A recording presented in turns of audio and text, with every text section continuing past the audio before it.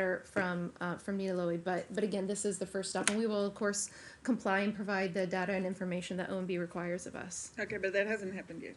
I don't know that it's finalized. I'm sure that we're in the process. We can certainly confirm when that is finalized, but again, this is just the first step in the process. Hi. Nice to see you. Good to see you. The Chinese Foreign Ministry's office in Hong Kong has issued a formal protest over a reported meeting between U.S. consular officials in the city and opposition figures. The statement demanded the U.S. explain the purpose of the meeting and, quote, immediately cease interfering in Hong Kong's affairs. Do you have anything on that meeting and in reaction to the How did you statement? characterize the first sentence? Can you say that again? It was the Chinese Foreign Ministry office in Hong Kong. But what did you say that they issued you said, read your first statement again. A formal protest? Yeah. I don't think that leaking an American diplomat's private information, pictures, names of their children, I don't think that that's a formal protest. That is what a thuggish regime would do. That's not how a responsible nation would behave. Releasing any of that personal information of an American diplomat is completely unacceptable. That's not a protest. That's what a thuggish regime does, and it's unacceptable. Thank you.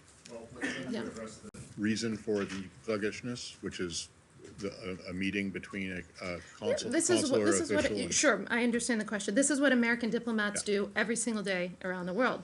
American diplomats meet with formal government officials. We meet with opposition protesters, not just in Hong Kong or China. I mean, it literally happens in every single country in which an American embassy is present. So our diplomat was doing her job, and we commend her for her work. So you don't buy the Chinese argument that because Hong Kong is part of China, even though it's run differently, that this is interference in their internal affairs. This is what not only American diplomats do. This is what other countries' The Secretary diplomats met do. with opposition people in Australia, did he not?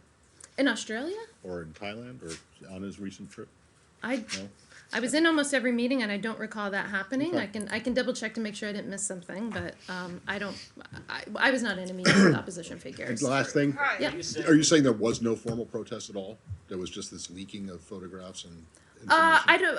I don't know if there was a formal protest. My point is that I'm taking issue with the Chinese saying they issued a formal protest when in fact they harassed an American diplomat. So are you saying that just to put a finer point on it, that, Sure. that the Chinese government behaved thuggishly? Are you calling I think them I said a that thuggish 3 regime? times. I mean, Yeah. okay. Yeah. Hi. On the agreement with Turkey that you mentioned at the top, Yes, ma'am. an embassy statement said there will be a peace corridor and displaced Syrians will go there. You didn't mention that, and neither did the Pentagon in its statement. So Yeah. the question, will displaced Syrians be brought into the area, and if so, will you ensure that there's no major demographic shift and no creation of a demographic corridor that separates the Kurds in Syria from the Kurds in Turkey?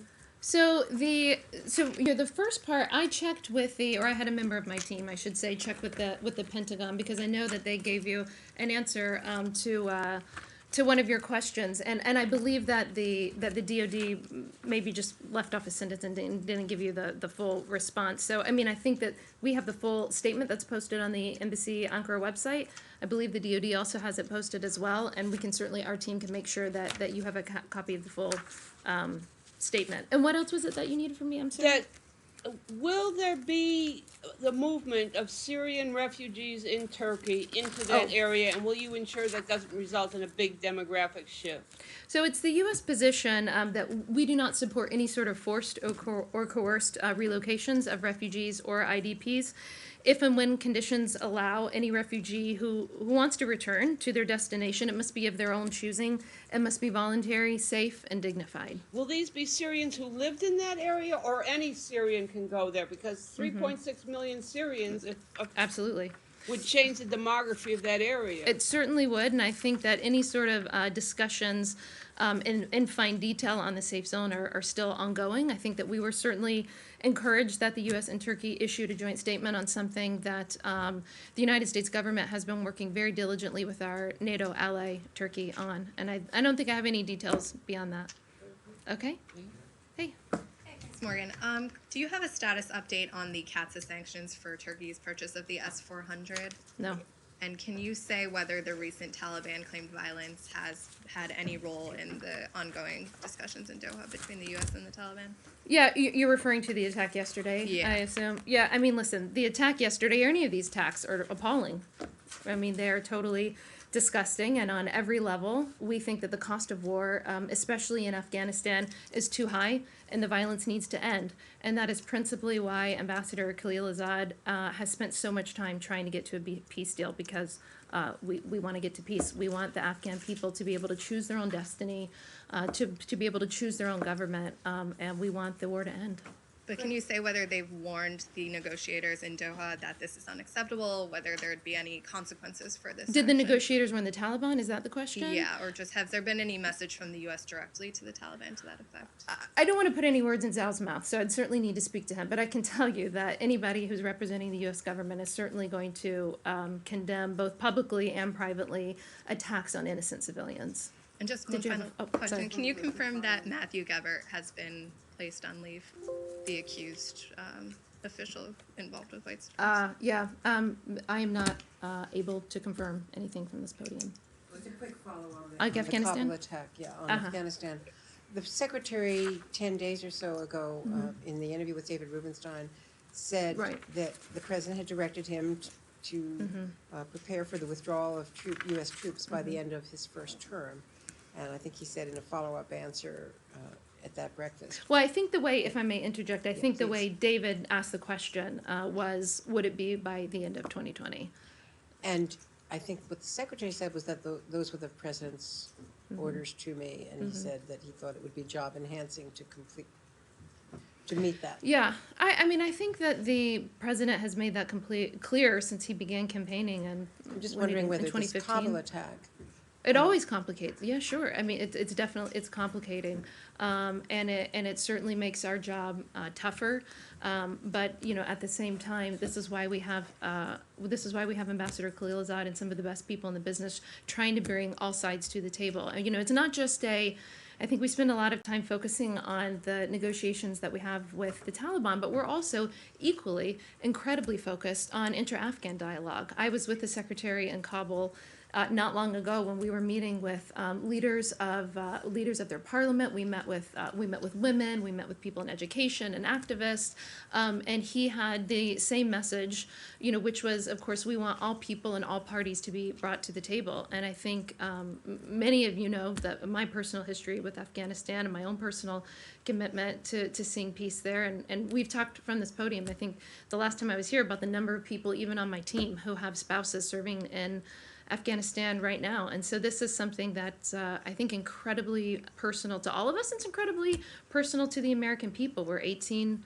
19 years in. We have young men and women who were born after 9/11 who are being sent over there to fight. And I think if the last 20 years has taught us anything, it's that the president is correct, that we need to try to pursue peace in Afghanistan, and that's the goal that we're working towards. Sorry, Margaret, could you just, I didn't realize you had personal experience in Afghanistan, but anyway, could you just explain why it was that you weren't able to answer the question Which about one? the person being put on suspension or leave?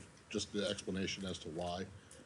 You said, I'm not able to confirm anything from this podium. Why is that? We just are not able to confirm suspensions from this podium. Morgan? Go ahead, Connor. Could I just ask you about climate change in light of another UN report? When the secretary was in Micronesia, he said that one of the things that he tries to do, or we all can do, is help nations lower their carbon emissions. Is that something that you've seen him bring up in meetings with counterparts? He was with China last week. Did he urge the Chinese foreign minister to lower their emissions? We covered a number of issues in China. I believe we sent a readout on the meeting, Yeah, and there was I a don't think mention. that we had that mentioned specifically there. But I've definitely been in meetings with him where we've discussed this, and I think that he said to many of you who have asked him the question, he's quoted the emissions, the United States emissions drop at 13% from 2005 to 2019, and this, of course, was at a time when our economy was growing by 19%. And I think the one thing that the secretary has always stressed, especially coming from the private private sector, that he thinks one of the reasons why the United States has able to make such significant gains in reducing emissions is because of private sector-led innovation, and that's certainly something that he champions and talks about. On that statistic, though, the Energy Information Administration, part of the U.S. government, reported that in 2018, emissions actually rose 2.7%.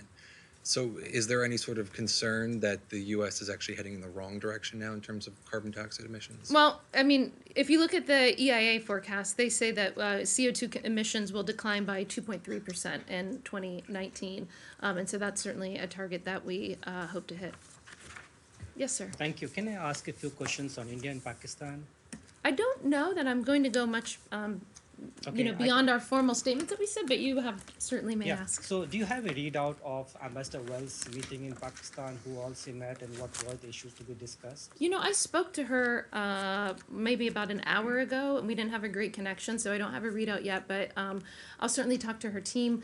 We announced her, I believe I announced her travel here from the podium. I think we also sent out a media note, but we will make sure to follow up with you, and maybe we could even have you meet with her when she gets back for a readout. I've certainly been trying to open up and get all of you more access to our officials here at the State Department. Thank you for doing that.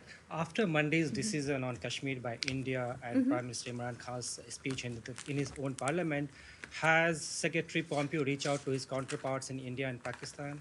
So we had a meeting, of course, with Jaishankar in ASEAN, and I know that he has had a number of phone calls. I don't know which ones we've released publicly, but yes, I mean, he speaks with his counterparts on a daily basis, and as Matt did my job for me and pointed out how many State Department officials we have in the region, we have a lot of engagement. But listen, we have a lot of engagement with India and Pakistan. Obviously, we just had Prime Minister Khan here, not just because of Kashmir. That's certainly an incredibly important issue and something that we follow closely, but we have a host of issues that we work with India on quite closely, and that we work with Pakistan on quite closely. I would say that we are, as a State Department, we are incredibly engaged in Southeast Asia. Has there been any change in U.S. policy on Kashmir?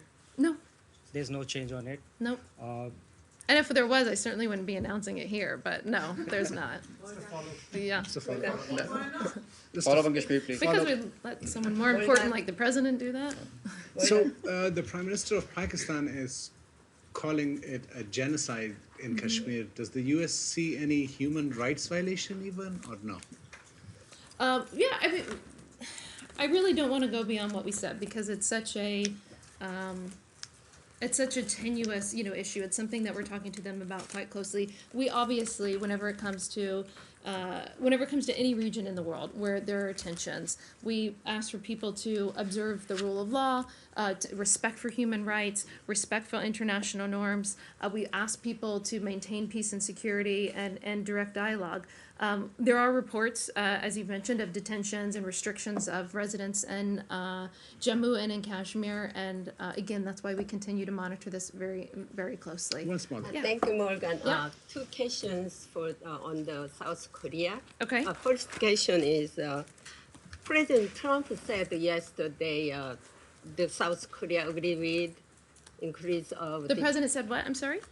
President said yesterday the South Korea Oh, the agreed tweet. with the increase of defense cost sharing. Mm-hmm. Is there a smooth negotiation with the South Korea, or he just is saying so because of South Korean government said that the negotiation is not starting yet. So Right. I want to know about that. Second question is sure. the Defense Secretary Esper has mentioned recently United States are deploying a medium-range missiles in Korea, Japan, and other Asian countries. Can you confirm on that? So I'll start with Esper. I mean, I would defer you to the Department of Defense and to Secretary Esper to clarify his comments for anything that you may need there. We certainly don't want to speak on behalf of them. I mean, listen, when it comes to U.S. bases in South Korea and those agreements, this is one of those issues that the president has been incredibly crystal clear on, right? There's no ambiguity on where the president stands. He said that he wants our allies to contribute more. It's certainly a reoccurring theme. We're also, I would say that we are, here at the State Department, we're of course very appreciative of the considerable resources that South Korea has provided to support the alliance. South Korea is one of our most crucial allies in Northeast Asia. They will remain so. And they, of course, contributed towards the cost of maintaining U.S. U.S. forces in South Korea. But, of course, this is something, burden sharing is a theme of the president's, and it will be a theme of the president's as it relates to South Korea, as it relates to NATO. Pick your issue. The president wants all countries to share in the mutual defense. Hi. I have two questions in regards to Iran. With the designation of Mr. Zarif by the Treasury, does the prohibition on providing services to Mr. Zarif includes barring his access to the U.S. social media, including his access to Twitter and Instagram? I think he's still tweeting. Pretty sure you could. I mean, it's too bad the Iranians can't tweet, the Iranian people, but yeah, he's still tweeting. Okay, and the second one is that you mentioned that there is a precondition still on the table with the negotiation with the Iranian No, I officials. said there's no preconditions. I'm sorry, no precondition Yeah. on the table.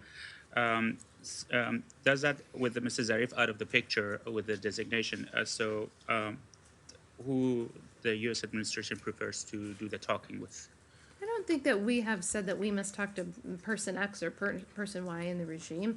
I mean, our request, to the Ayatollah and to Rouhani is for their country, for them to think very carefully about how they've terrorized the region and to consider stop doing so. And if they want to talk about how they can behave like a normal nation, they know, and how they can be brought back into the world and have sanctions removed, they know exactly who they can call, and that's President Trump, and he's waiting on their phone call. Also, any update on the Maritime Security Initiative? What is the latest? Yeah, we had an update yesterday. I don't know if you saw the press conference with the new British foreign minister in which they announced their participation as well.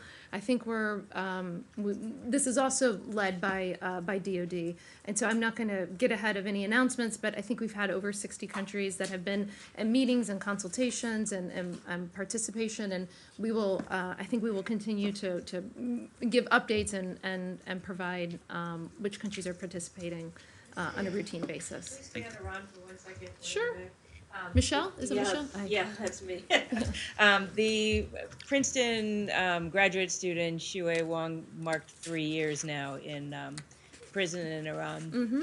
And his wife was here in Washington today asking the Trump administration to do more, pointing out that the U.S. sent its hostage negotiator to Sweden to get ASAP Rocky out. What more is this administration doing on behalf of Yeah, the Americans implication out there is that if we're working to help one hostage, that we can't help to work another, and we can walk and chew gum. Robert O'Brien is a close friend of mine, someone I've known for years. I know that he is working diligently behind the scenes. I think this administration has one of the most successful records in getting American hostages released. Robert is constantly traveling and negotiating, working with his countries, and this is something that's very personal to him to get our American hostages back. It's something that's incredibly personal to the secretary and, of course, to the president, and that's why we have such a great track record of doing so. And we are going to continue every day that we all draw breath here at the State Department to fight for our Americans to get our American hostages back. Wait, Morgan, are you saying by that answer that the administration considered ASAP Rocky to be a hostage held by Sweden? No, thank you for clarifying that. Thank you, Matt. Robert is the head of hostage negotiations here, but he was working within the consular affairs in those negotiations because he was already. We can walk and chew gum at the same time, and we can, Yep. in other words, we can work to free one hostage. She specifically mentioned this guy in Sweden. Right. And so Right. you're not trying to say that the No. Swedes were holding him hostage. No, we're not. No, sorry for implying that. Thank you. You're right. Thank you. Why was it appropriate even for him to be in Sweden when the prime minister had very specifically said that their system of laws is that the prime minister does not interfere with their judicial system? I mean, wasn't it offensive for the hostage negotiator, who has a very specific mission, to show up in Sweden? I think on it's the ASAP appropriate Rocky that he case? went because the president sent him. Well, that doesn't make it appropriate. Can I just Yeah. get a follow-up on Iran? John Sabali from Airway News Pakistan. President. Are you not going to ask me about Kashmir again, are you? Because I'm done with that. Okay. So let's go to Afghanistan. I know. So after a meeting, President Trump, Prime Minister Imran Khan invited Taliban delegation to talk about the peace agreement between Taliban and the Afghan Who government. invited the Taliban? Prime Minister Imran Khan. Oh, Khan, thank you. so I thought how- you said President Trump. I Yeah. thought. So how do you see this progress connecting Taliban with the Afghan government? I don't think that I have anything additional really to go beyond what I've already said. I think we've talked about Afghanistan quite a bit. But I would say that obviously the Prime Minister Khan is going to be incredibly crucial in helping us with this peace deal and with this peace negotiation that continues. And I think when he was here in Washington, the President and the Secretary alluded to that as well as how important that relationship will be in helping us pursue peace in Afghanistan. It's certainly it's not a bilateral issue between the U.S. and Afghanistan. It certainly affects us, but it affects our NATO allies who are there with us. It affects India. It affects Pakistan. It affects Russia and China. It's something that affects many nations in the world, and that's why I think you see Zal traveling so much and working diligently. I think we'll do last question with Nick. Yesterday, Zarif, this is Iran again, Okay. Jawad Zarif said that if Iran doesn't see more commitment from the Europeans to give it the benefits of the JCPOA, that it would violate He says that a additional lot. terms of Yeah. the nuclear deal. So I'm wondering what this means for the decision to keep extending nuclear waivers, waivers for the civil nuclear program.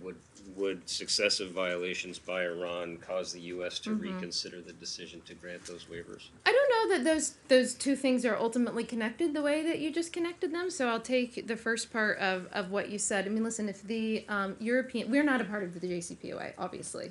We withdrew. So if the Europeans want to be held hostage by the threats from Iran as it relates to the deal, that's their business to do so. As it relates to the nuclear waivers and their extensions, I believe they were extended for another 90 days, and that's a decision that the Secretary and the President made together. And if there is another extension in 90 days, we'll certainly let you know.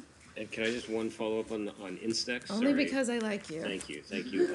On German media is reporting that the German former diplomat who's been tasked with running Instex from their side has been. I haven't seen this. Yeah. He's been pushed out because of some anti-Semitic comments he made Well, that would be on bad. YouTube.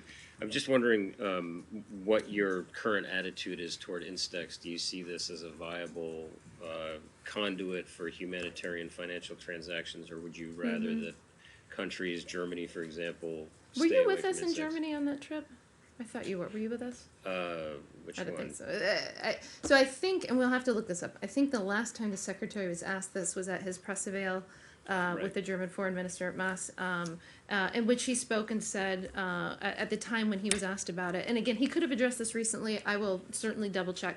My recollection, the last time he was asked about this, he was very forthright and said, you know, if there are trades that, if there are goods that are not sanctioned that are being used in that facility, then he's supportive of it. And we can certainly pull the exact language that he used from that press conference with Prime Minister Maas. Thanks, everybody. I'll see. I may be on reserve duty next week, so I may not be here, but I will confirm with all of you and let you know. So if I'm not here, I will brief as soon as I'm back. Thank you. Thank you.